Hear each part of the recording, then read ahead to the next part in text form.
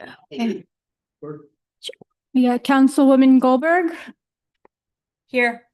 Councilman Pagan, Councilwoman G, Here.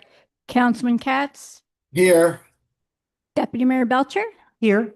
Deputy Mayor Organ, Here. and Mayor Schwartz.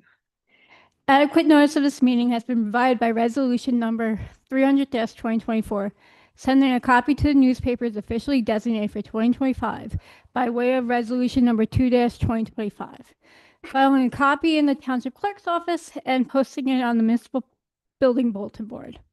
And Mayor hereby directs that the statement be included in the minutes.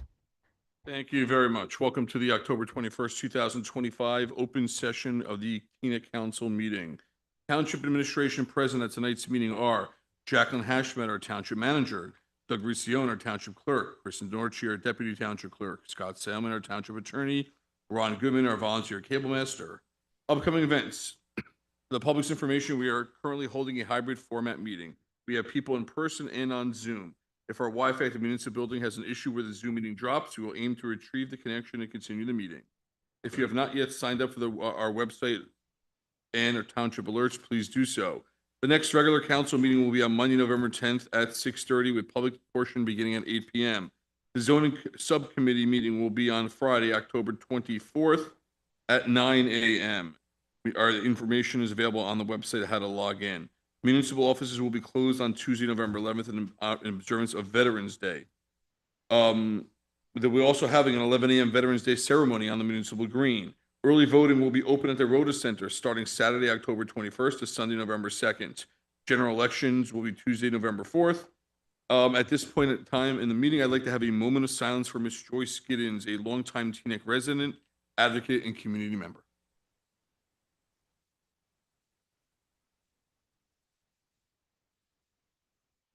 Thank you. And also, we always remember her soft way of speaking, especially at the meetings, no matter how stressful the meetings got. She would always come up here and lower the temperature 1,000 degrees. The council met in closed session to discuss the following: personnel, contracts, affordable housing, monuments, potential township property for sale, legal issues or opinions regarding any items on the open session agenda, litigation updates, and Oprah. And with that, we'll start the regular part of the meeting. I believe we're going right into a presentation. Apologize. And with that, we will have a certificate of recognition for Jan Meyer, our prior Board of Adjustment chair and current judge.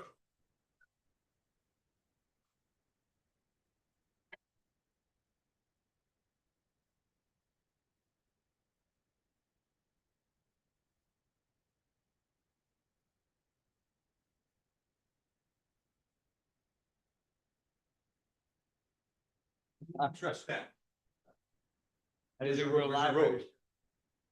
Okay. So of course, the fact that there's no one in the audience tonight has nothing to do with your 29 years. Had you hit 30, there would have been a crowd. For those people out there who know Jan Meyer, Jan, it was you were on the board for 29 years, and you were Board of Adjustment, and you were the chair for how many? I don't know. 5. I think for me, especially since I've been on council for 13 years, what I liked most about Jan Meyer being the chair was the Board of Adjustment hears applications from the public for expansions, for renovations that need for zoning and variances. And it's a very sensitive topic for residents because it's their bed, it's their bathroom, it's their dining room. And if the meetings don't go well, we get the phone calls every single day. We still get the phone calls every single day, but now you're gone.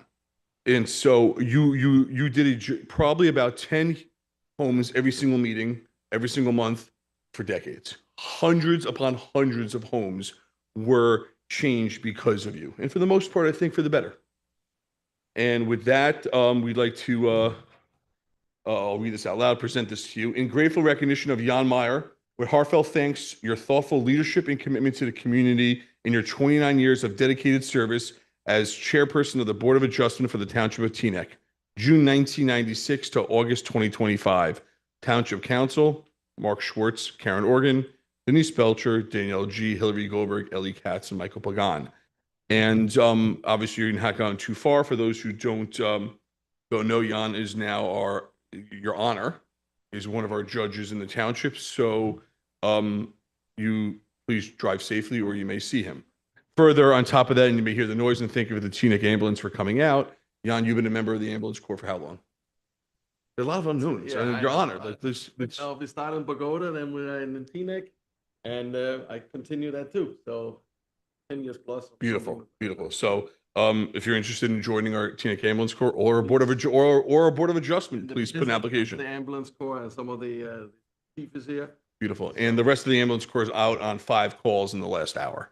So with that, I turn you this very over much. to you. I thank you and turn over to the council.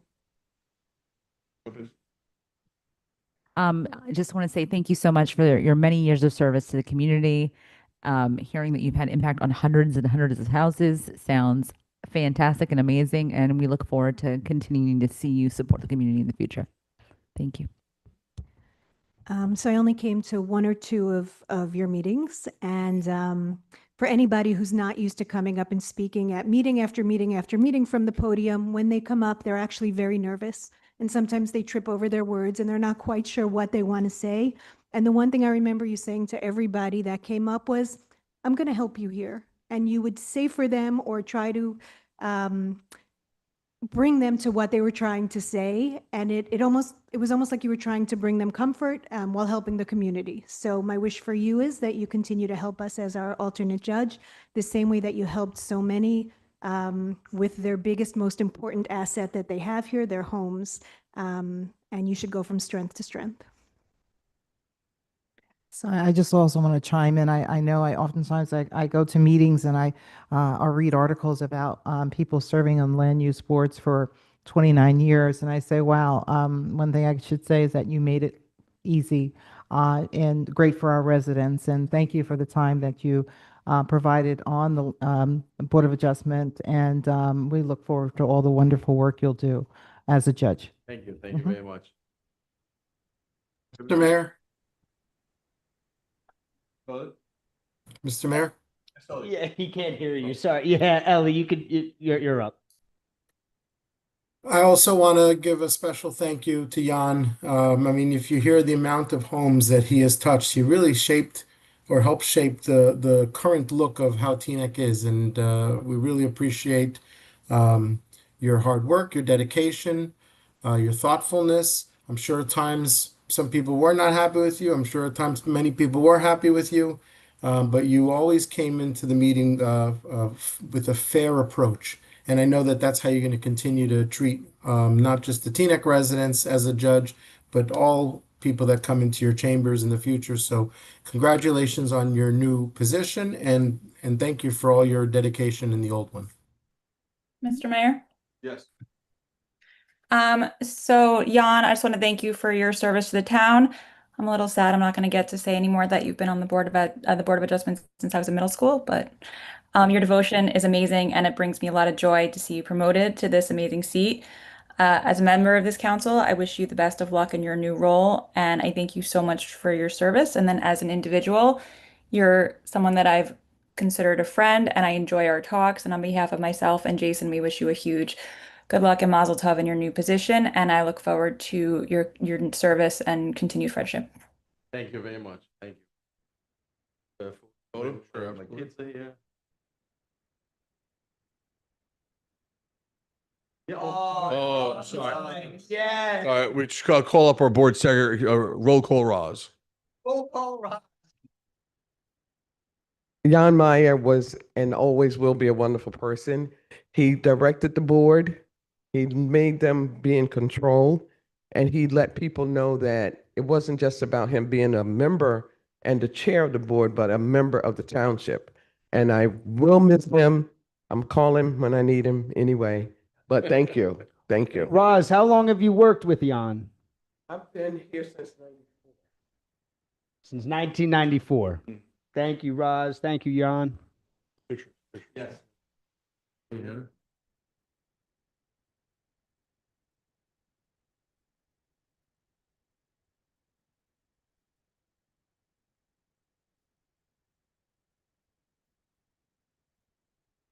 Okay, thank you very much. Mr. Mayor, thank you. Thank you, thank you. Appreciate it. Yeah. Yeah. Well, I woke up Yes, you'll notice that the mayor and council were all wearing T-shirts representing the next chapter of the Teaneck Public Library that is scheduled to reopen on November 2nd. We hope everyone can join us. We will, it'll start it's at 1 p.m. 1 p.m. it starts. All families are welcome to join us. So we're all wearing these T-shirts in honor of our next chapter at the library. We're looking forward to everyone joining us for the celebration. And you will get T-shirts. Okay.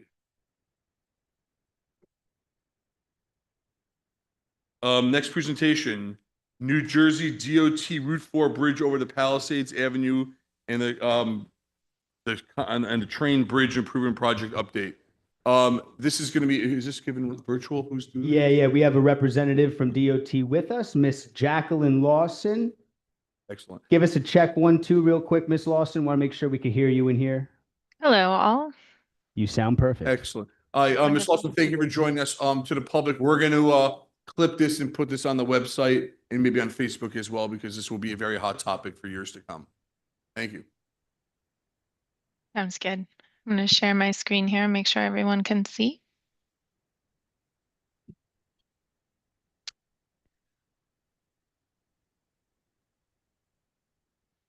Let me know if you can see that. It looks great. Wonderful. Well, thank you all for having me tonight. My name is Jacqueline Lawson, and I am here representing NJDOT for the Route 4 Bridge over Palisades Ave and CSX.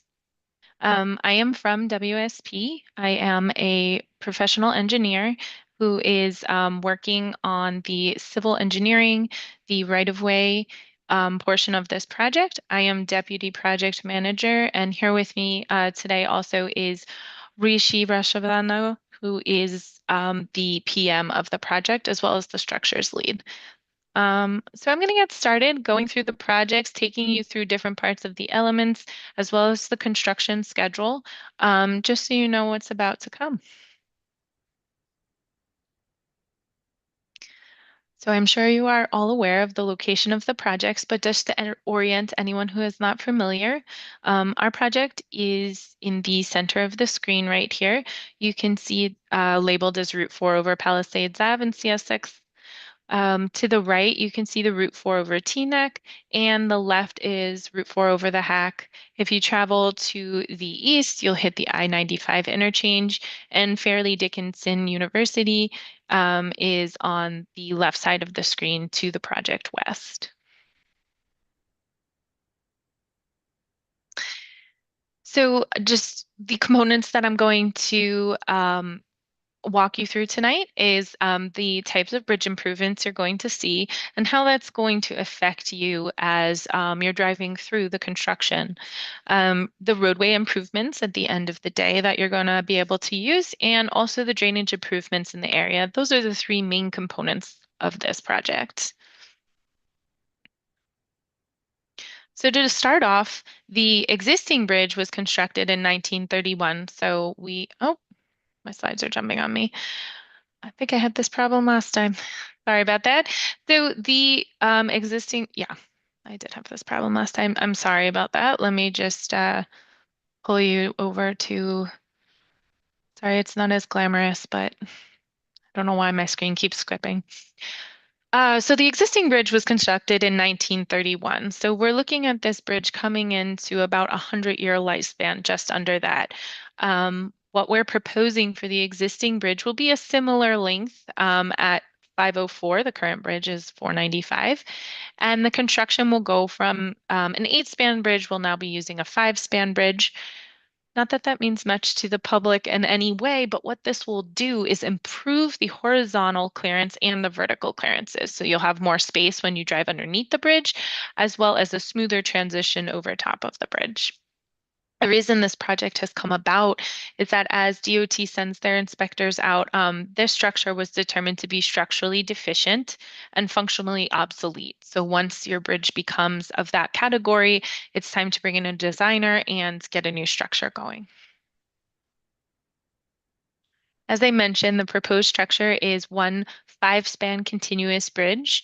The other structures that we have on the project will be 4 retaining walls, 1 CCTV camera, a cantilever sign structure for exit notification, 1 detention basin that will be located underneath the bridge, and there will also be 1 underground detention basin, which is something that you won't be able to see from the roadway or from anywhere. It is, in fact, underneath the ground.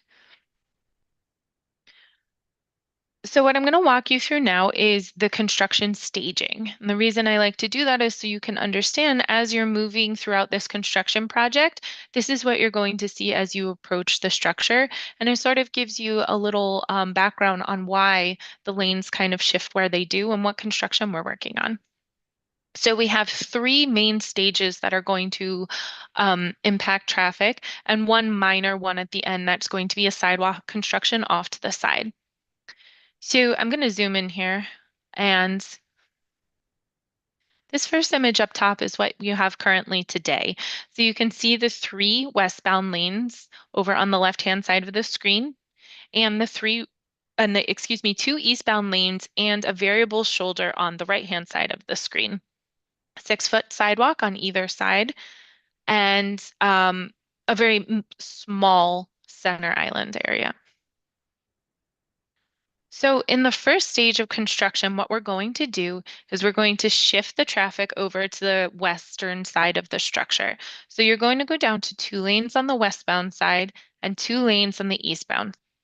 What we're going to do then is put up a barrier and demo the right-hand side of the bridge. So if you look up here, that was the sidewalk, the shoulder, and a portion of one of the eastbound lanes. We're going to demo this portion. You can see it in lines here. And we're going to construct the right-handmost side of the bridge on this side. As we move on to the next second stage, we have this right-hand side of the proposed structure built. So we're going to switch the eastbound lane up onto the new structure. We're going to work on demolishing the center portion and have the westbound traffic still traveling on the old section of the bridge on the left-hand side. Once the center is demoed, we'll be able to pour and build that center portion of the structure. The eastbound will still be working on the outer right-hand side, and the westbound lane will still be on the existing structure on the left side. In that third and final stage, as I'm sure you've predicted, the rest of the structure will come down. We're switching the traffic over onto the new structure that we have built. So 2 eastbound lanes, 2 westbound lanes. Pull down this last section, and we'll be able to, after demo, build that final piece on the left-hand side, be able to fill this. And as you can see, we'll be able to then, at the end of stage 3, switch all of the lanes back to their proposed conditions. 3 on the westbound lane, 2 on the eastbound side, with a new 11-foot auxiliary lane to allow for entrance and exits of people on Bell Ave. We'll also, in this 4th stage, be working on the sidewalk portion over here, putting in a railing, etc. And so that 4th portion won't really affect the traffic too much in that area. The final condition will look something like this. You'll have a 10-foot wide shoulder, 3 westbound lanes, a slightly larger center portion, 2 eastbound lanes, 1 eastbound auxiliary lane used for XL and decel for exits, another 10-foot shoulder, and a 5.5-foot sidewalk.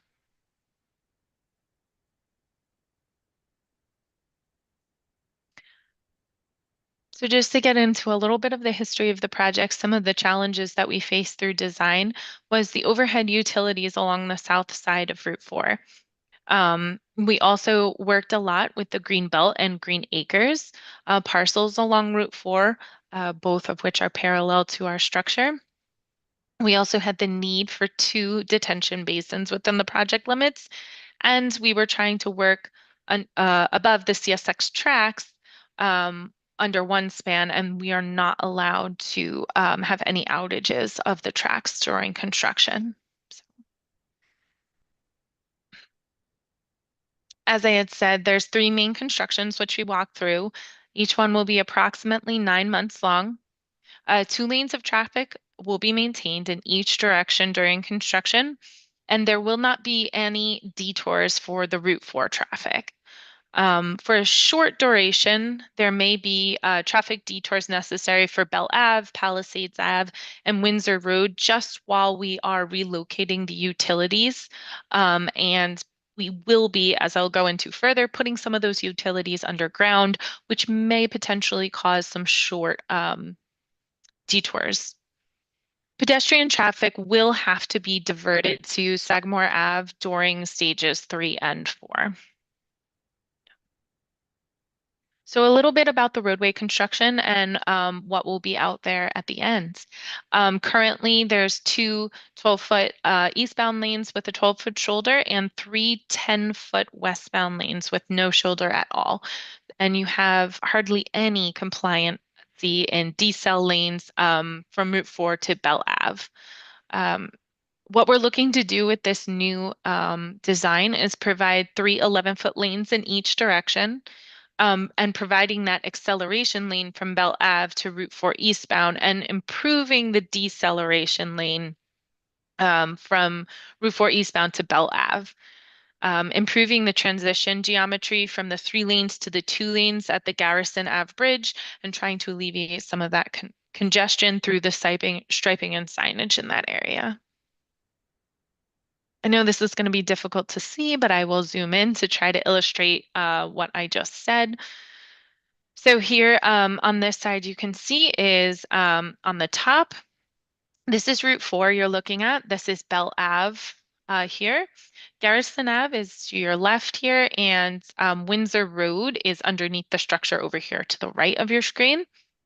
What you're going to be seeing now is you will have a full and longer deceleration lane onto Bell Ave.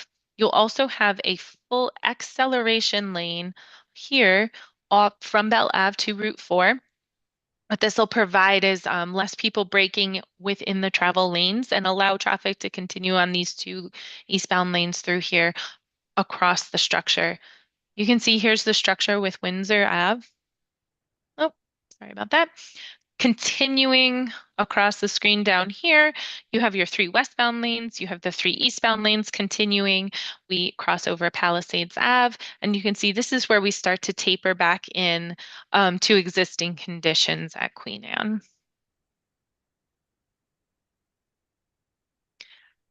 Give you an idea of what we're looking at construction-wise.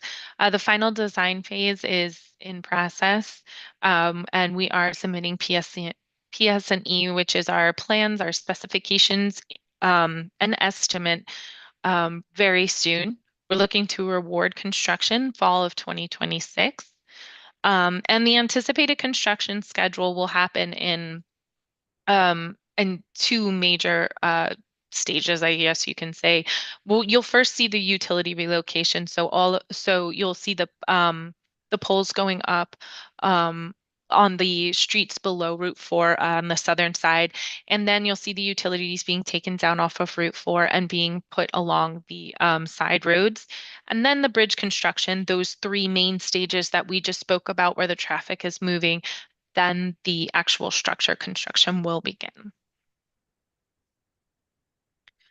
To take you through just a little bit of the Green Acres, since I know this is a very important topic to TNEC, and it was important to us as well to minimize the impacts that we were having. As you heard before, I mentioned we have 4 retaining walls on this project. With the space that we have, that's a little unusual, but the reason it was done is because protecting this Green Acres land and the green belt was at the forefront of what we were trying to do. Looking in here, I'll just orient you a little bit. This is the structure right here. This is Garrison Bridge over on the left, Bell Ave in between the structure and Garrison, and TNEC High School, Queen Anne is over here on the right. In green are the parcels that have been identified as Green Acres parcels. The colorful map here depicts the areas that are affected by our construction. That does not mean that we are taking that land. A lot of them are temporary easements in order to be able to construct, such as these big swaths of land through here. We just need to get a crane in there, lift the structure into place, the different components of the structure, and then take the crane away. And that land will be given back as soon as the construction's complete. So that's what this map is depicting. So and what we were working with throughout the project. So just to give you a little idea of the impacts, the right-of-way impacts, there's 3 colors on here. There's this darker brown color, a red color, and a blue. So the darker brown color is those construction easements that I was talking about, the ones that will be returned to owner as soon as construction's complete. The blue is utility easements. So maybe a guy wire or maybe aerial easement where wires have to cross over, such as this corner right here at Bell Ave and Route 4. Those are easements in order to have those utilities put into place. And the red are fee takes. So land that NJDOT will now own. They are small areas in order to maintain retaining walls or in order to widen slightly in order to get those extra lanes in to alleviate the stress through this area. I won't bore you by walking you through every number of the right-of-way takes, but it is basically what I just explained. As far as TNEX impacts itself, the township owned 6 of the township owned parcels were to be acquired by fee, not in completeness. It's only 2.4 acres. And again, the permanent easements that TNEX properties were 0.28 acres. And some of these parcels do belong to CSX owned. And those properties will only be aerial easements. So we're able to span the bridge over top of CSX. Again, the green acres is different than the green belt. So what are we affecting in green belt and the parklands impacts? As the map illustrated, we do have different permanent and temporary easements through there. Again, you can see the numbers listed out here. What happens when we do affect parkland is that we then are required to mitigate the land. So according to NJDEP, these do fall under a minor diversion, and that basically outlines a certain criteria that we have to follow in order to mitigate this land. And so NJDOT is mitigating the loss of that land by acquiring a parcel offsite, still in TNEC. It's on Shepherd Ave between Buffett Terrace and Oak Street. And we're going to protect and give that back to TNEC as protected land.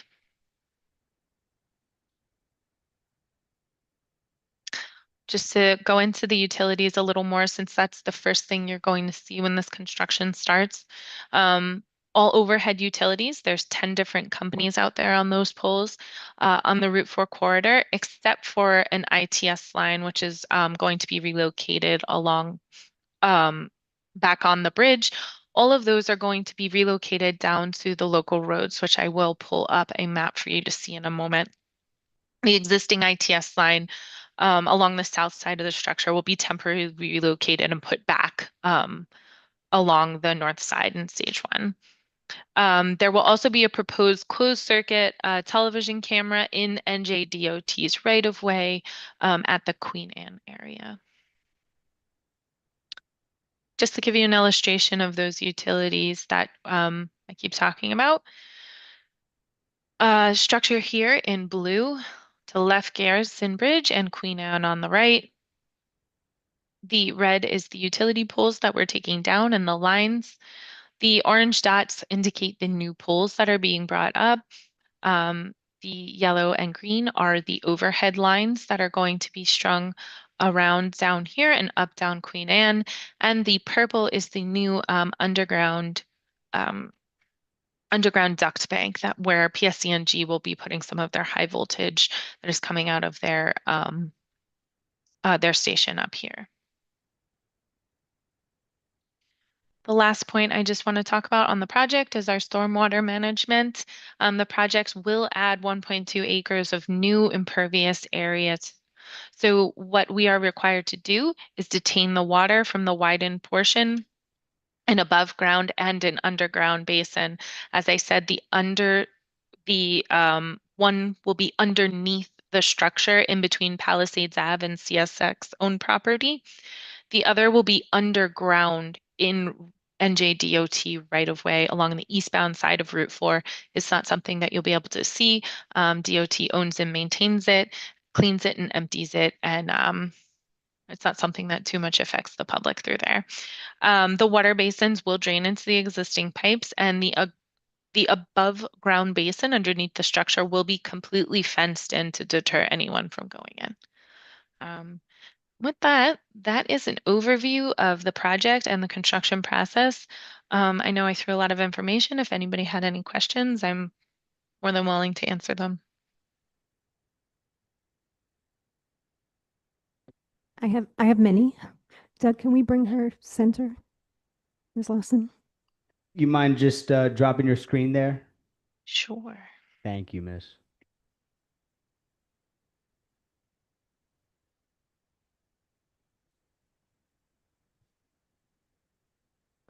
So thank you for this, and thank you for explaining it so clearly to us. I do have a few questions. We've heard of a project that's going to be starting on Route 4 by River Road.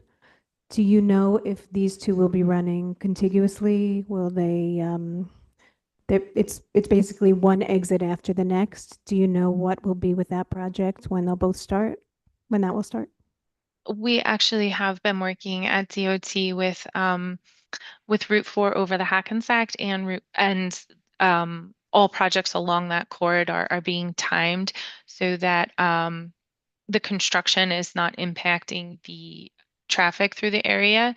As far as who's going to overlap when, it depends on when the projects start pushing through. Definitely a question for DOT specifically, and I apologize that I don't have the answer to that right now. But what I can tell you is that I have sat through many meetings to ensure that our maintenance and protection of traffic, as well as our staging, is all being coordinated through DOT with all three project managers on those projects. So as far as when each project will hit, I'm not sure. There's not really a defined timeline yet, but I can say that it is being watched closely and will be heavily coordinated. Okay. Will work be done at night, overnight? Bell Avenue is a residential neighborhood.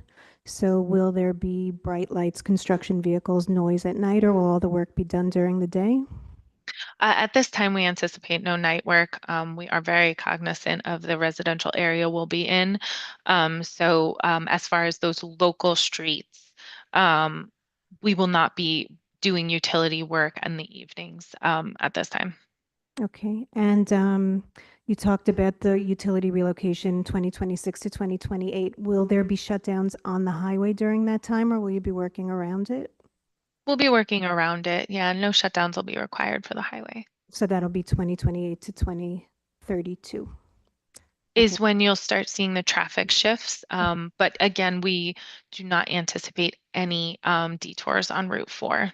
You will always be able to get through. So great. And Windsor Road underneath the bridge has been a flooding area. So the detention tanks are now going to mitigate that? as far as the areas under there, that is not part of our project. Like the water that's coming through there, DOT doesn't own that roadway. I do know that they're upgrading the detention basin, the inlets underneath there, putting in new inlets, etc. But as far as the pipe capacity going through there and the outlet structures, that's not owned by DOT. But the project itself won't contribute to the flooding that's there? No, anything. We are capturing all of our water that's coming off of that structure, including the new including any new impervious is being collected and stored so that it hits your system at a very slow rate. Okay. And then you had mentioned pedestrian traffic moving to Sagamore. Pedestrian traffic from where? On Windsor Road or on Route 4? On Route 4. We didn't, when we went out there to, because we have done pedestrian and traffic counts, etc., there was not much pedestrian movement on Route 4. But since there are facilities out there, we need to anticipate anyone who's looking to use them. So, you know, on the actual structure, may I say, there are bus stops that are out there, et cetera. So those will be coordinated with temporary stops and certain locations. When that happens, advance notice is given out to anyone who uses those facilities, as well as posted at the location. So those will all be coordinated, Okay, thank you. of course. I have one question. What's the closed circuit camera all about? That's for that's for watching, for like traffic counts. Sometimes they can feed back weather information, watching traffic. It's like a traffic cam, like, to monitor the traffic that's going through there. It's completely DOT, again, closed circuit, so it's not like something that can be hacked into. Understood. Okay. Yeah. I just had one quick question. One of the benefits that your diagram indicates is that from Bell Avenue, the ramp or the lane that enables cars to ramp up or to exit out, so we don't have the stop and start as we have now on Bell Avenue. Would you say that's one of the net benefits of this project? Yeah, I think you're really going to see an improvement in that area with congestion due to that. There was a lot of bottlenecks that were going on through here between buses stopping and not being able to fully get out of the lane to, you know, you're losing a lane right before Garrison Ave.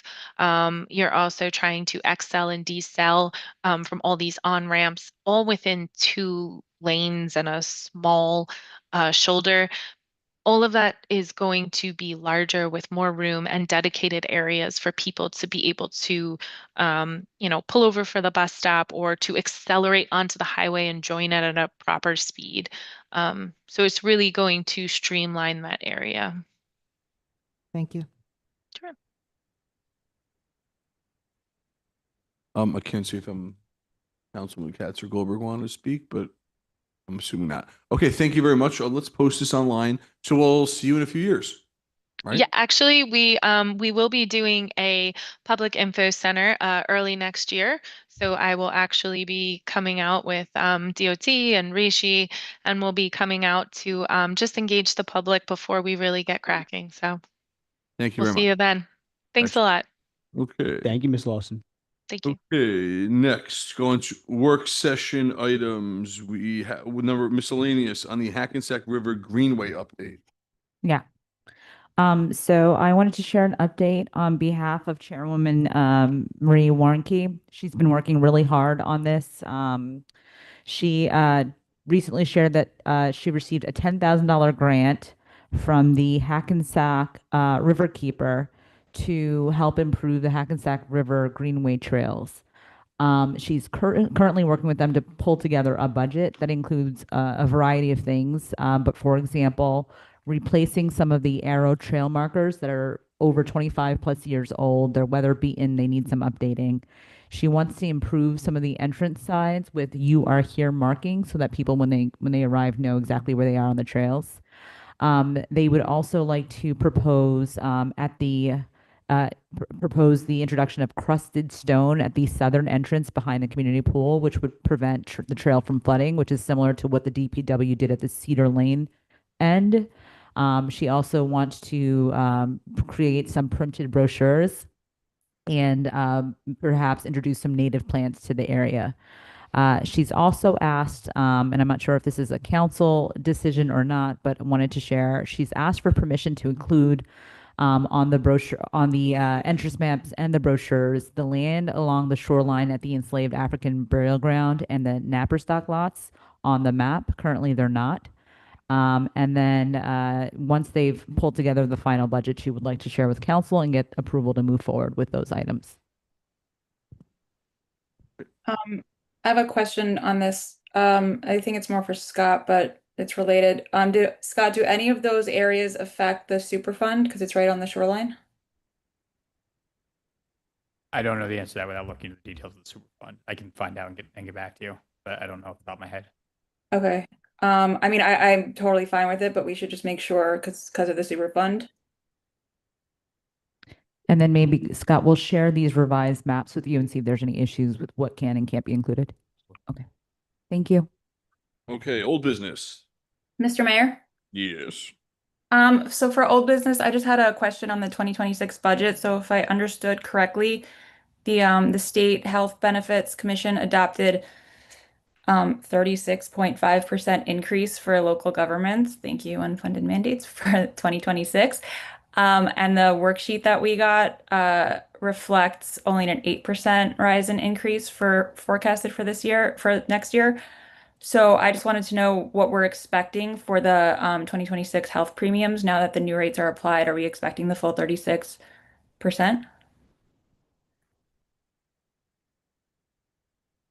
I think it's a question for the manager. Where's the question to? Manager, I think. What was the question? The State Health Commission's 36%, 36.5% increase. Is that correct? So are we expecting that full hit our 2026 budget? I guess we'll Yes. get back to you. I don't have the Yes, answer, we so. will. Yeah, we'll Yeah. get back. Yes. Yes, I believe that is the rate and that will hit our 2026 budget, but I will definitely check with our CFO and our deputy CFO and I'll get back to you. Thanks, because that's a lot. And I thought that the governor had said that there was going to be relief for the towns, but I guess not. Thank you.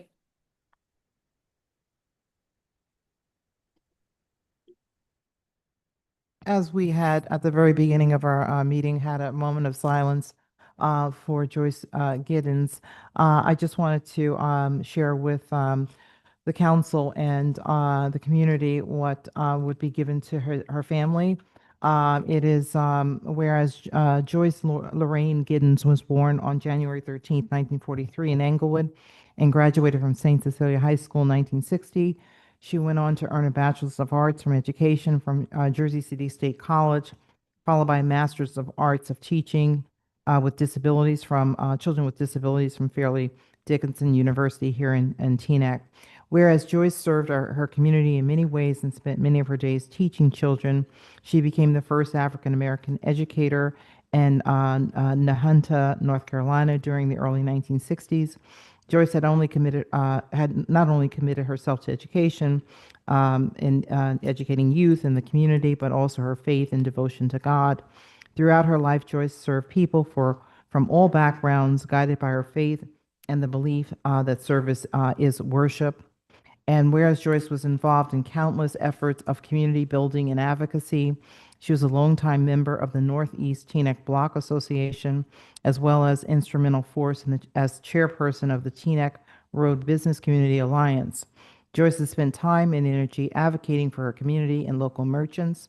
She also injected her energy into the Teaneck Road Streetscape initiative, breathing new life into the main corridor of our township.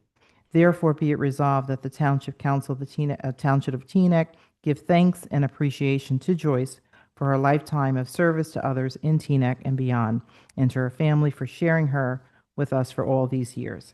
So that's something that will be given to her family on behalf of the township. Thank you very much. I always remember her speaking at the Christmas tree lightings. That was her event. Okay. Anyone else on new business? Communications. Teaneck International Film Festival. Who's got that? We had received a request from Teaneck International Film Festival. You know, we help give a monetary donation every year. This is a significant anniversary for them. 10th. I don't know why I thought 30 years. Sorry. 10-year anniversary. And we were queried by them to potentially give some more as a donation. So I believe normally we give $1,500. And yeah, 1,500 is the absolutely. I mean, absolutely. I think they should get more. Was there a request or an ask? Yes. Well, not for a specific amount. I think the specific amount was 10,000, Doug. It was a They 10. wanted a 7X? Yeah, we'd be bankrupt if everyone wanted a 7X. I want 7X in life, but no. All right, do we hear another offer? I mean, I'm happy. What were you thinking? I was going to say maybe to double it to 3,000 as a because I was going to say that For the since it's 1 an year. anniversary year of For the 1 year and then go back to. Correct. But that was my recommendation to the council, but I don't know how you guys feel. I mean, I can see that. And again, concern, I'm sure it's an important anniversary. We have to keep in mind, we have a lot of organizations like this. So if we're looking for nodding heads, if it's that, or is that a resolution? If that, I'm Can I just, to can I do what just add- said, I think. Sorry. Oh, I was just going to add that, the Teaneck International Film Festival brings people to the community. People come, they have dinner, they go to our restaurants, and I think this is a very special and unique organization that, obviously they just bring so much to the community that we should. $1,500 is not a lot of money. Oh, 100%, which is why I think the recommendation said double that. Well, and I'm going to counter with maybe we can at least go to 5, meet them in the middle. I would also agree that this is a major milestone year for them. They have brought in some international names, talent, and so forth. So I would agree with Councilwoman G that 5,000 seems to be a reasonable amount. The council budget, oh, sorry, go ahead. Hillary, you were talking before, I'm sorry. Sorry. I love the Teaneck International Film Festival. I have formerly sponsored films, but I think given where we're at and to the mayor's point about the number of organizations, I think 5 is a little high, but I support the manager's number for this year. The council budget is all of $10,000, right? That's the money that we have to make decisions to spend. So I would be uncomfortable giving one organization half of what we have to contribute to different organizations. I like the idea of doubling it for the year to say congratulations on 10 years. But that would be saying that half of what we have to show our appreciation goes to only one organization, and that I'm not okay with. Do we spend it every year? Do you say The 10 council, I wasn't even aware that we spent the 10,000 every single year. I'm not sure. Um, Council has a budget. We have a line item in the budget for things that we spend money on, goes to the employee picnic some years. some of those things? Yeah, The $10,000 mark, I believe, is that advisory board budget line. That oh, I think there's one for council. We can check with the CFO, but I also wanted to say this, the money that we do have and that we use to spend is taxpayer money. And the film festival does bring people to town, but it's also run by a board. And the movies that are chosen by the board. And I don't want to get into a position with people in the town who might not be happy with the choices. We're a sponsor like many other people are sponsors, but I wouldn't want to take a large role in that because that to me would come with oversight over what's shown. And I would never want council to think of doing that or be able to do that. So I like the idea of 3,000 for this year. All right, so I think I have 3 at 3,000 and 2 at 5,000. Is there any other comments? I'm okay with 3,000. 3,000, okay. So I Can think I- that's a, Question, I just want to confirm because I agree with what Deputy Mayor Organ just said about just making sure that we're careful. We can, there's different sponsorships, so we can sponsor like the overall, not a specific film, right? Like that's how we can do it. Because I think she's we right don't on that. sponsor, we just give the money to them Give them across. the money. Okay, okay. Okay, so it looks like there's 4 for 3 and 2 for 5. The 4s have it. Is there a roll call needed? Or if the money's already in the budget, then there's not. I don't believe we need a roll call. So there is. Okay. Committee reports by council liaisons. I'll go first with the library. We're wearing the report. I know. So I know the manager mentioned this, but the long-awaited reopening of the library will be on November 2nd from 1 to 3. The library will be open on that day for circulation, but also there will be a ribbon cutting, cake, music, raffles, toys for children, T-shirts for people. So please come out and join us. Also, the award of the poetry contest will be that day. So it should be a really nice day for everybody. Please come out and join us. And I know we all look forward to seeing what happened inside the upgrades and also to using our library once again. Yes. Okay, yeah, I just want to mention the Historic Preservation Commission has been meeting and diligently working on markers. We have some exciting markers that you'll see around town. And also I just want to mention that, we're adding to the interactive map. There is a map that kind of identifies historic sites throughout town, and, people are welcome to go to the website to visit that. Thank you. The Senior Citizens Advisory Board met this month. I already shared all these with the town manager, but just wanted to share for transparency's sake with the public some recommendations that came out of that meeting. They did provide some feedback that they'd like to see the Votee Park pathway, specifically the Queen Anne Road side, be repaved. I think a project was started a couple of years to repave the other side of Votee, and they think there might be some benefit to repaving the Queen Anne side. They also pointed out a safety issue as it relates to parking on Palisade Avenue, specifically on the side closer to the rail tracks. There's a lot of overgrowth. And so when you have soccer games and people are parking, they're coming out on the driver's side because it's unsafe to come out on the other side. They also reiterated their interest in a senior town hall, and shared that Wednesdays afternoon at the Rhoda Center would be a great time of day if that's possible. And then finally, they mentioned that the street lights are still not working on Teaneck Road from Selvage to Forest Ave and from Amsterdam to Tryon. And they were curious if there's an update on whether or not that's going to be addressed. That's it. Thank you. Senior Town Hall? This is the thing that Mayor Pagan brought up last meeting. That's that one. Okay. Yeah. Anybody else? Zoom? No? Okay.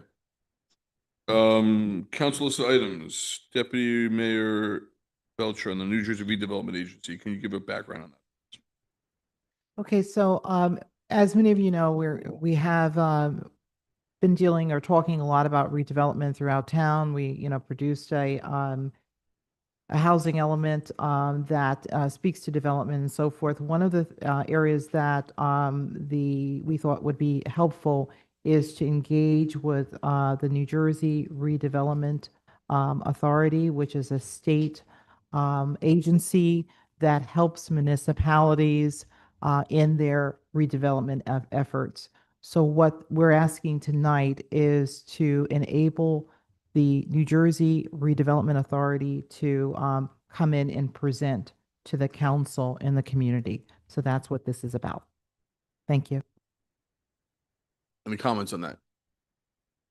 All right, just to confirm, this is presentation only. And this is at a council meeting, or is this a separate meeting? It could be either way. I don't think we went that deep in terms of, it could be a council meeting or it could be a special meeting if you think it's necessary. What are they presenting on, and should the planning board be involved in this? Yes, indeed. Our planning board chair, Chris Brown, would be involved, and yes, the planning board would be able to sit through this and to listen to the presentation. I actually think Chris has worked with the New Jersey Redevelopment Authority. So but I think it should be open to anyone who wants to attend just to get an understanding as to what they're presenting. They do this as for all municipalities. They have been involved with providing assistance, training, understanding as to how to approach redevelopment. There's no fee on this, right? Okay. If there is a fee, can we come back to the council if there's a charge on that? Okay. Any other comments? Good. Nodding heads. Township Manager's report. Thank you, Mayor, and good evening, Council and Township residents. Leaf collection season is upon us, so you will start to see our DPW working to collect leaves as quickly as possible. This year, we also are seeing the leaves are falling rather late, so we are currently just picking up the piles as we're going along, and when we start to see them falling more steadily, we will implement the new program. We will continue to collect the leaves in all 4 quadrants on a daily basis. On designated collection days, on-street parking will not be permitted on streets scheduled for leaf pickup between the hours of 7 a.m. and 5:30 p.m. Emergency no parking signs will be posted 48 hours in advance on all affected streets per quadrant. This new system is designed to provide faster, safer, and more efficient leaf removal throughout the township. The Teaneck Public Library is scheduled to reopen on November 2nd at 1 p.m., as mentioned by Deputy Mayor Organ. Regular hours will resume on this day. The event will include fun for your families, so we hope you can join us. Our poet laureate, Scott Pleasance, is busy reviewing over 80 poems that were submitted as part of the 2025 poetry contest. Winners will be announced at 2 p.m. at the library reopening. Our flu vaccination program will be offered on October 22nd and 23rd from 10 a.m. to 12 noon at the Rhoda Center, and appointments are still available through our health department. The compost pilot program is continuing, and all of our waitlisted residents will be notified to join as of November 1st. The project titled Route 4 Route 4 eastbound and Decatur Avenue ramp widening is delayed and now scheduled to start around October 27th. The work will require a full closure of the Decatur Avenue exit ramp, and detours will be in place. The anticipated duration of construction is approximately 1 month, and please expect detours in the area. Our 2026 department budget hearings will take place on November 3rd, November 5th, and November 6th at the Municipal Building, South Entrance, 2nd floor. The schedule for our departments will be posted online. There is a zoning subcommittee meeting this Friday, October 24th at 9 a.m. The annual Larch Avenue Halloween event is scheduled for October 31st, starting at 4 p.m. for all to enjoy trick-or-treating and food trucks and fun. On October 6th, I would like to share that all of our department heads met with Age-Friendly Teaneck to exchange contact information and to discuss ways our departments can assist with their efforts. We are currently looking into a grant opportunity to install devices for the hearing impaired for council chambers. Please join us for our Veterans Day ceremony on November 11th at 11 a.m. on the Municipal Green. All are welcome to attend. Holy Name Medical Center will have their mobile education lab at Township Hall parking lot on Tuesday, October 28th from 11:30 a.m. to 1 p.m. to share information for breast cancer awareness. No registration is required. PSE&G is scheduled to start trimming and removing a few trees for a delivery of a large piece of equipment called a switchgear. This is going to be delivered to the substation on Palisade Avenue. This is scheduled to begin tomorrow and continue until around November 11th when the delivery will take place. This is intended to upgrade the existing substations around the state for continuity. There are no street closures planned for this at this time. Congratulations to the Teaneck Recreation Department for being voted Best Youth Program by the Chamber of Commerce. They will be honored on November 20th at Temple Emeth. American Red Cross met with our police department, fire department, and OEM this month to inform us of their new initiatives and offerings for the Township of Teaneck. They have also met with our recreation superintendent to schedule a senior citizens information session in the coming weeks. You will start to see them at our upcoming events to provide tips and information to our residents as well. Please stay tuned. There will be information on social media for our upcoming turkey drive, toy drive, menorah lighting, tree lighting, and Kwanzaa event. For our project updates, Argonne Park Tennis Courts, the contractor is still addressing some punch list items. Our Bell Avenue Drainage Project, the contractor has successfully installed the detention tank, and they are scheduled to mill and pave Bell Avenue from Beatrice to Sagamore Avenue by the end of next week. Our road resurfacing project continues township-wide.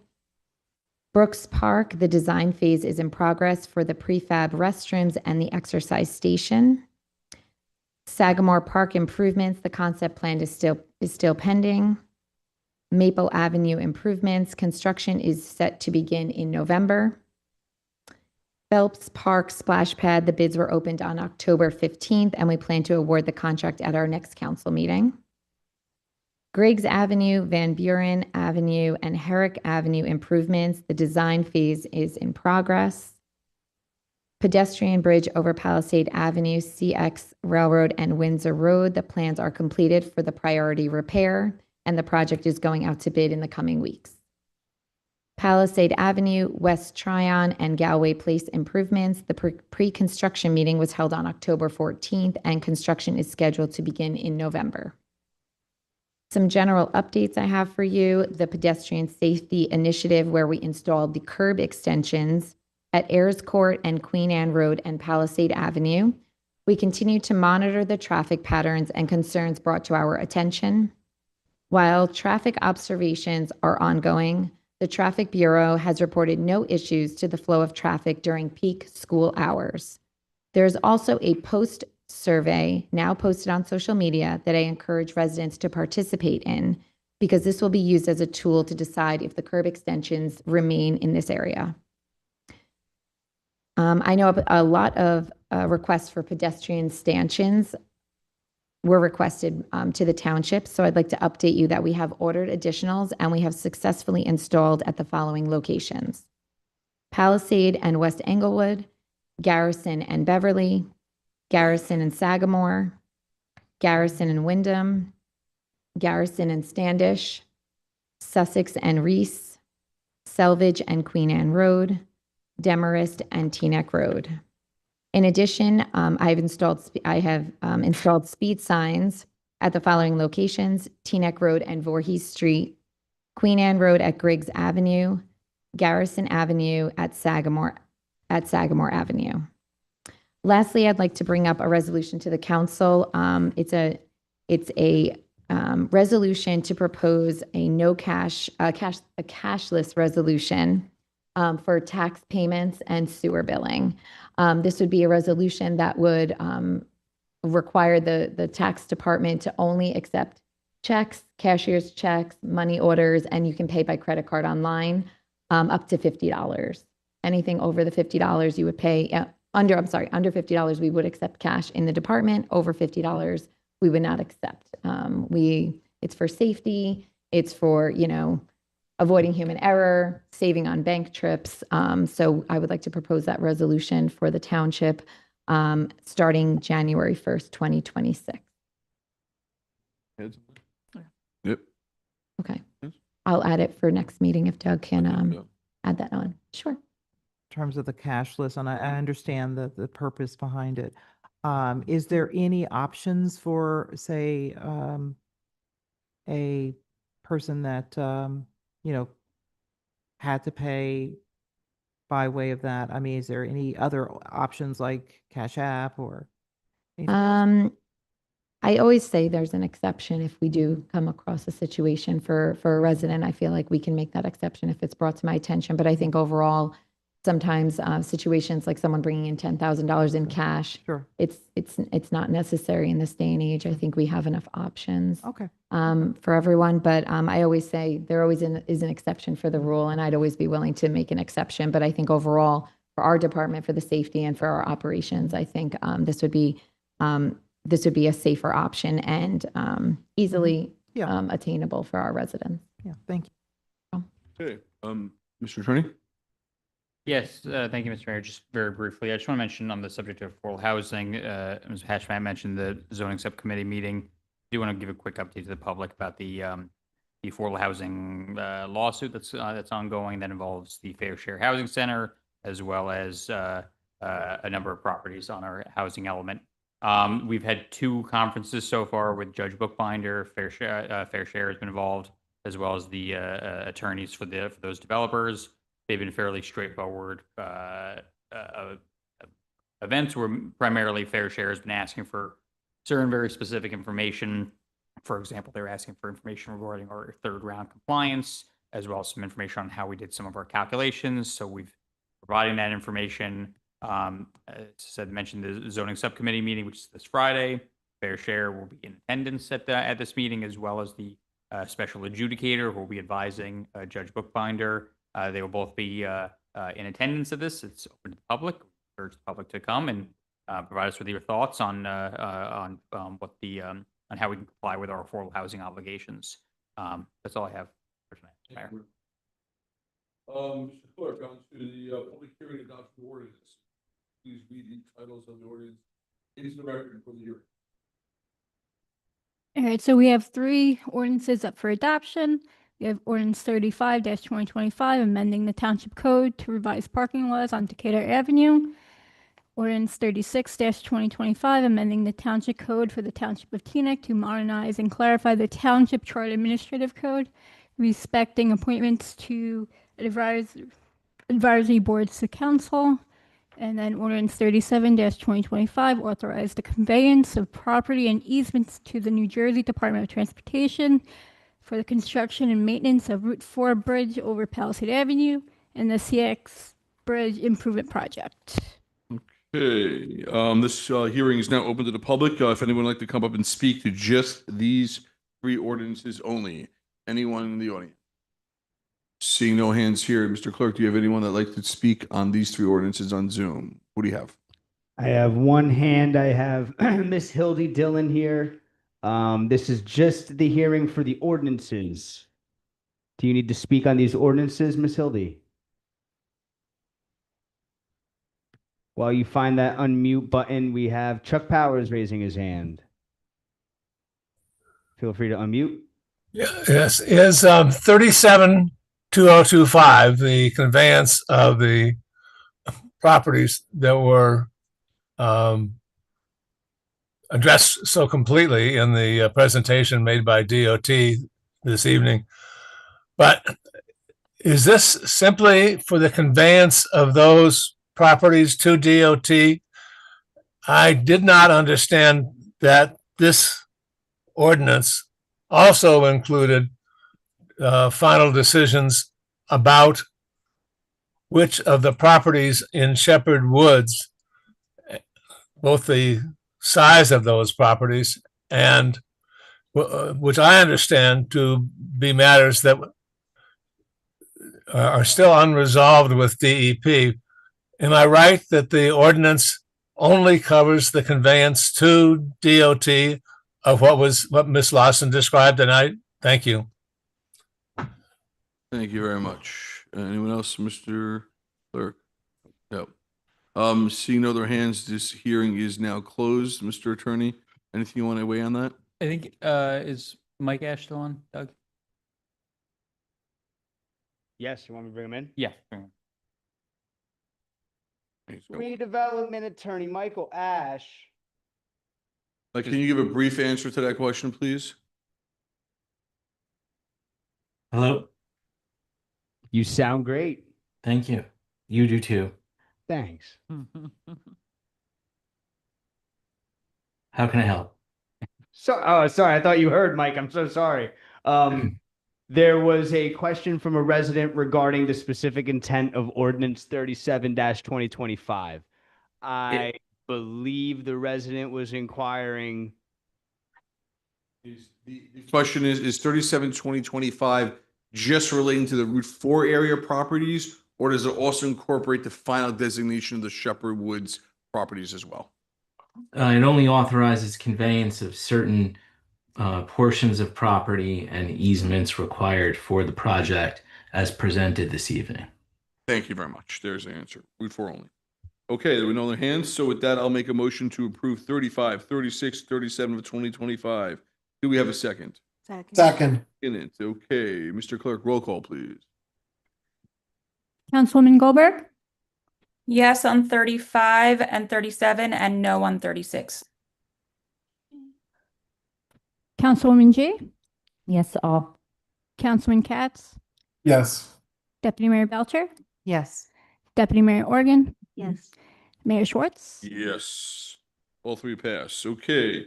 With that, we're going to turn to the public for good and welfare. You have 3 minutes to discuss anything on your mind. We'll start over here. We'll go back and forth. Mr. Schwartz, please go first. Thank you, Mr. Mayor. A couple of things tonight. I want to, as an individual, support the having of the public forum with the New Jersey Redevelopment Authority.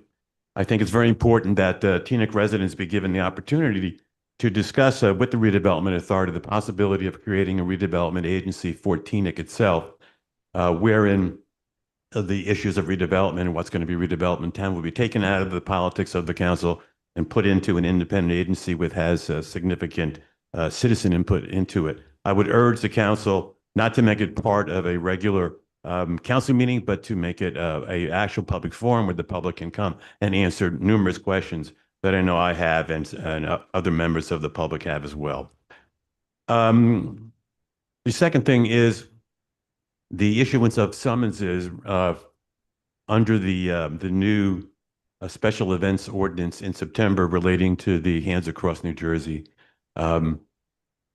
demonstration that occurred.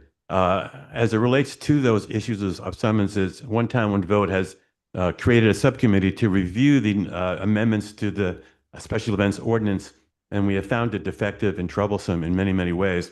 We will be submitting a memorandum to the council regarding the problems of the ordinance relating to a lack of definition, a lack of methods of enforcement, communication issues that have come about as a result of the issuance of these summonses. And we will be presenting that to the council within the next month and probably have a public statement on it at next council meeting. Lastly, I want to give a shout out to Loretta Weinberg, Libby Klein, and the Arbitraris advocates who helped prepare the demonstration that occurred on Saturday at the Municipal Green in Teaneck. It was a joyous exposition of the Teaneck residents' opposition to certain things going on in the federal government. More than 1,000 people attended a very peaceful rally. It was joyous, it was fun, it was creative.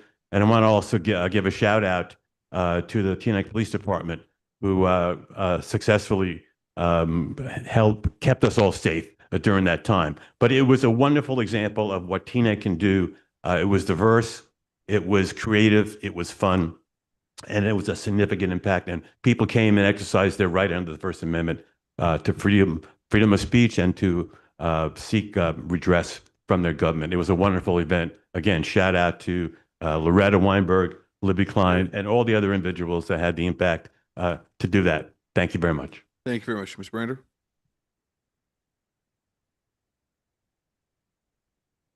Hi, good evening. My name is Shayna Brander, and I live on Country Club Drive. I have with me nearly 30 signatures of my fellow neighbors on Country Club and East Lawn Drives between Cedar Lane and Glen Court. We have grown increasingly concerned with the volume of traffic on our streets and formally request the council take action to mitigate this issue before it turns fatal. The Traffic Bureau has conducted numerous surveys over the years and has recorded a steady increase in vehicles using these blocks as a cut-through between major highways like the I-95 and Route 4. Currently, there's an average of 6,000 vehicles driving along this route each day, and that's only projected to increase with the opening of the MARC and other developments in the area. Our streets were simply not designed to accommodate this level of traffic. The roads are not wide enough to accommodate a steady stream of vehicle flow in two directions, alongside residential necessities like parking and leaf pickup, and the homes are not set back far enough from the curve to feasibly allow for sidewalk. This results in a disastrous effect as commuters whiz by children waiting on the curb to be picked up by their school buses during the week, and delivery, construction trucks, and other large vehicles maneuver around dog walkers and synagogue goers on the weekends. The drivers are not local, and their behavior reflects an ambivalence towards the people whose homes they pass by on their travels. Myself and other residents, including from Redmond Road, have attended the Easy Ride pedestrian safety meeting a couple weeks back. The team was astonished to hear our consistent experience of being unable to enter or exit our own driveways safely, and our fear of taking our kids out walking or biking around the neighborhood. Not on our own blocks, of course, but simply leaving our front door to make our way to a quieter street is challenging. Enough is enough. This is not the level of safety and quality of life we expect from Teaneck. We urge you to allocate the proper resources to the Traffic Bureau to adequately address this issue through the development of alternative routes for this traffic flow and ordinances that protect the pedestrians and residents of the neighborhood. I am not overstating when I say that this is the single most egregious traffic issue in the township, and it keeps the traffic bureau up at night. But with the right improvements, it can be solved, allowing future generations of country club neighborhood residents to thrive. I'm joined here tonight by some of my fellow neighbors, and we want to work together to make this a reality. Thank you. Thank you very much. Mr. Manager, you have that petition? I do. You have it. Thank you very much. Anybody else like to speak? Seeing no more hands in the chambers. I'm Zoom. Hildy Dillon, let's try again.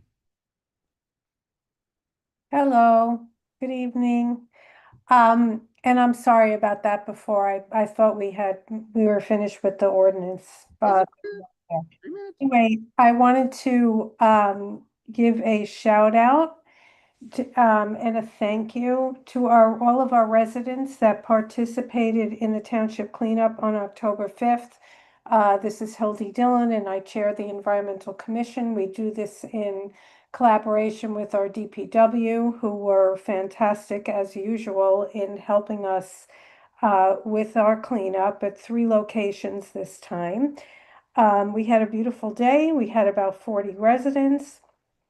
And the DPW also asked the volunteers if they wanted to paint over graffiti under the Route 4 underpass across from Arthur Avenue. And we had participants in painting and picking up garbage from ages 4 to 80 plus. And it was a great success. So I just wanted to thank the council, our town manager, and the DPW for continuing to support these cleanup events. Great opportunities for our neighbors to work together and meet one another. And I also wanted to, on behalf of the EC, thank our town manager, our council liaison, Hillary Goldberg, and the DPW for their support of the neighborhood compost program, for continuing it for another year, and for allowing us to extend it to the people on the wait list. You'll be getting an email from me probably tomorrow or Thursday morning latest with details if you're on that wait list. So this is just a shout out of thanks to our residents and to our council and town manager that support these programs to help us keep a greener Teaneck. Thank you very much. Mr. Clerk? We have Chuck Powers. Do you hear me? Loud and clear, sir. You sound great. 3 minutes. Okay. I wanted to thank the township attorney, Mr. Salmon, for apparently organizing a way in which at least the public has an opportunity to enter into an understanding of everything that's going on with the suit that the township is now facing from 6 separate challenges to its housing element and fair share plan, which, as a matter of fact, will almost certainly dominate, effectively govern everything that we do in development in the next several years. But we are not yet at all clear on what it is that the state is going to say that we have done in meeting our fourth round obligation with the citation of the six inclusory affordable housing sites. And we have had the understanding that the township is not bound in the future to those exact 6 sites, 5 of which, as certainly people from the Northeast have been saying very clearly recently, 5 of which are in one quadrant. That isn't the way in which development is supposed to happen in a town, certainly as diverse as Teaneck. We need to have clarity about what it is that we have to do to meet the Fair Housing Act requirements going forward. And apparently we are finally going to hear, at least I hope we hear at the zoning subcommittee meeting clarification of what that current status of all those challenges to our recent master plan amendment on housing involve. It is clear that we need much greater understanding among the public. Thank you for involving that. But though I point out that just because it appears before the zoning subcommittee has no other function but to gain an understanding so that the town knows how and where it should be recommending things to the council. Nothing happens, no policy gets resolved in any subcommittee, but it is good to know that this important issue is going to get the attention it deserves on Friday at 9 o'clock in the morning, either by Zoom or in attendance, apparently, in council chambers. Thank you. Thank you very much. The clerk and Rose? We have Sandy Silverberg. Trying to unmute here. Hello, 3 minutes, Sandy. I'm trying to unmute, but I don't see where I have an opportunity to do that. We hear you perfect. We hear you perfect. Oh, you hear me? Okay, great. I just wanted I wanted to thank everybody for wearing the uniform. I see that you have it on already, and I'm particularly touched by the fact that our town manager is wearing the t-shirt. Now, we all know that Madam Manager steps out of a bandbox every single day. And I have to say that I think this is her most gorgeous outfit, although I have enjoyed seeing all the rest of them. Please do come to the library opening. There's going to be full service at the circulation desk. The timeline is 1 to 4. There'll be giveaways for children and adults at the library, from the library, musical performances all afternoon, balloon art for children, tours and orientation, very important because the whole library is not the way it used to was. So we'll be conducting tours. There will be people stationed at various areas where the fiction used to be. Well, now it's in a different place, so you might want to orient yourself. There'll be raffles, no charge raffles, 3, 1 ticket per person over the age of 7. And there'll be 3 drawings for adults, 3 drawings for children. And I think it's going to be a great time. Don't forget to get a piece of delicious cake. There'll be a coffee cart outside the library that will be inducing you to come, especially if it's, please don't rain, but if it might be a little bit chilly, free coffee, and that'll be a lovely touch. And I hope that you will consider joining the Friends of the Library. I don't know if you've passed by the municipal parking lot lately, but if you have, you'll see a beautiful garden installation in front of the library. And that was an offering of the Friends of the Library, and I hope you will consider joining those friends. I want to echo also what Ron Schwartz said about the peaceful rally on Saturday. I want to thank the police department for being there and being there in a way to be protective, and it was really a good ambience that reigned. And that's it. I wish you a pleasant evening. Thank you very much. Clerk, anyone else? Okay, with that being said, good and welfare is over. Councilman Goldberg. Thank you, Mr. Mayor. So, Shayna, I just want to thank you for coming tonight and mentioning that. So I just wanted to mention, Senator Gordon Johnson is sponsoring a bill, and it did pass the Assembly May of this year. The Swift Access for Emergency Response Actions Preservation Program, which actually addresses the problem of navigation apps like Waze rerouting the highway traffic through the residential streets, which is exactly what your concern is. So I think it's still in the Senate, and it would let the municipalities request a state review through I think it's the AG's office, when they create a safety hazard or an emergency access issue.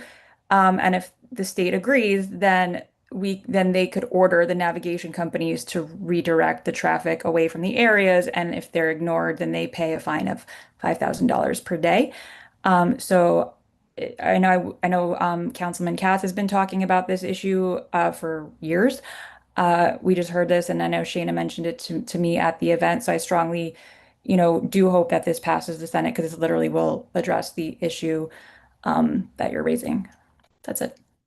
Thank you. Deputy Mayor Bilger. Okay, yeah, just a couple quick things. I also want to thank Senator Weinberg, also our police department, and our town manager for the exceptional work that was done in light of the King's protest on Saturday. It was almost a festive environment for 1,000 people to be on the municipal green. I think it was very well done. And thank you because of the fact that it upholds our freedom of speech and freedom to assemble. I also want to just remind people that the Anchor rebate program ends October 31st. So that's an opportunity for homeowners and actually renters as well to get a rebate. So our town clerk has placed the app on the website. So if you haven't already done that, that's something to look at doing. And finally, I look forward to the library reopening. I love the t-shirts, and I also look forward to the 10th anniversary of the Teaneck International Film Festival. Thank you. Thank you very much. Deputy Morgan. So we had walked through Country Club one Saturday, Ellie, Mark, and I, and we continued down on one of our walks to Lindbergh to Glenwood, and every single resident along the way, we were watching the cars speed by, and every resident was telling us the same thing. So it's not just Country Club area. They come right off of 95, and they're absolutely being pushed through your neighborhood by Waze. So we had asked the attorney to reach out to Waze, Scott, and can you just let us know where you are with that? Yeah, so we reached out to Waze, which has not been particularly helpful. They've insisted to me repeatedly that the only way that this can be addressed is for individual users to go on their app and report the route as being I'm blank on the word detour. Yeah, exactly. So they were saying that if there are enough users that do that, then we'll see some results from it. I've responded to them and said that we know that's not true. We know that there are ways that they can, on their end, change it. We know that other towns have done it. I've since been in a never-ending escalation of managers to managers to managers, trying to go up and up the line. I've not been able to get them to. Also, I've not been able to get a hold of someone who's actually, I guess, has the authority to change it, but we know that there is someone there that can, and so we're going to obviously keep trying. So can we speak to Leonia, or Leonia's attorney in particular, because they actually sued Waze. There was a lawsuit, and if we have to go that route, then that should work. There's nothing that we can do to take the traffic off of that street, because it's going to put the traffic on another street. It actually has to stop from the people getting off the highway so that they continue up Glenwood to Teaneck Road and take the main streets. So I don't know how aggressive we're able to be, but I can look into that. That's not a problem. Okay. Can I just finish? Finish by all means. Okay. So Sandy, thank you very much for your words. We always mention the library, but we don't mention the Friends of the Library, and you are the ones that are sponsoring the event on the 2nd. So thank you for everything that you do, and for the Friends for everything that they do. And Hildy, thank you for thanking everybody else, but really thank you to you for what you've done. You've really energized the Environmental Commission, and the town-wide cleanups are such a nice way to get to know your neighbors while doing something really good. So thank you. Okay. Thank you very much. You also didn't mention the fact that there's no sidewalks on the Country Club part, which is also becomes an issue. Lindbergh had, when I had the sidewalks, but there it was just right on the grass, right to the cars. And if we could sue them, that would probably be helpful, just because I'm sure there's probably a million towns in America that would love to sue them as well, so they can just maybe make us go away. And so if you could continue putting the pressure on them and let us know if there's anything we can do in that regard. Okay, with that, we will head over to the consent agenda, and I'll turn it over to the clerk to review that and the bill list, please. So for the consent agenda, we have two sets of minutes. Resolutions number 286-2025 to 298-2025, and a bill list in a total of $8,047,738.65. Thank Mr. you very much. I'd like to pull 296, 2025, please. You'd like to pull, I'm sorry, 296? Yeah. Okay, anybody else? With that, I'll make a motion to approve the minutes, the raffles, all the resolutions with the exception of 296 in the bill list and the amount that was listed. Second. Seconded by Councilwoman G. Ms. Clerk. Councilwoman Goldberg, Yes to all. Councilwoman G, Yes to all. Councilman Katz, He's gone. Sorry about that. I'm abstaining on 293 and abstaining on the bills list. Deputy Mayor Belcher, Yes to all. Deputy Mayor Organ, Yes to all. and Mayor Schwartz. Yes to all. Councilwoman Goldberg, 296. Yeah, so this is reappointing the bond counsel who we were just told, I guess a month ago, that we had to terminate due to pay to play violations. So I'm very confused why we're giving him back and how many bids we got. Like I'd like more information given what we were just told. I mean, it's a month ago and we're giving it right back. It seems strange to me. Scott, I guess, can you address that or answer? So we put out a public bid, or it was an RFQ for the bond counsel position. There were two responses that we got. One of them was Wilentz, who's our bond counsel going back to 2000 to 2020. The other response that we got was from Parker McKay, which is a South Jersey firm. I believe. I'm sorry. Hold on one second. I just pulled my notes here. Hold on. Sorry. Hold on one second.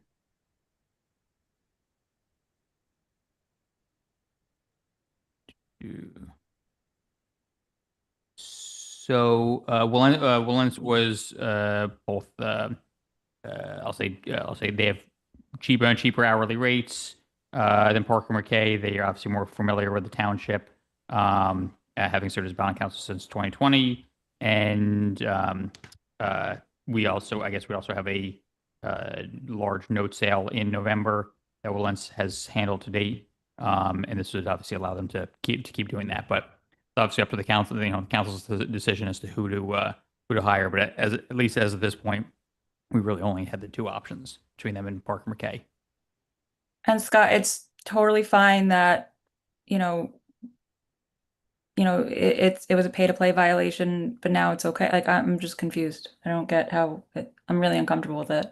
Wilentz cannot be appointed by a non-fair and open process, but as long as it's done through a fair and open process that involve public bidding, then they can be reappointed. Okay, that's what it is. Make the motion. Is there a motion for 296? Make the motion because I pulled it. Okay, I'll second that. Roll call, please. Councilwoman Goldberg, No. Councilwoman G, Yes. Councilman Katz, Yes. Deputy Mayor Belcher, Yes. Deputy Mayor Organ, What is it? It's 3-1. What does it need to pass? It needs a majority of the members that are present. So 4 or 5. With 5, right? You have 6. We have 6, so it needs at least 4 votes. Then. 4. So then, yes. and Mayor Schwartz. Yes.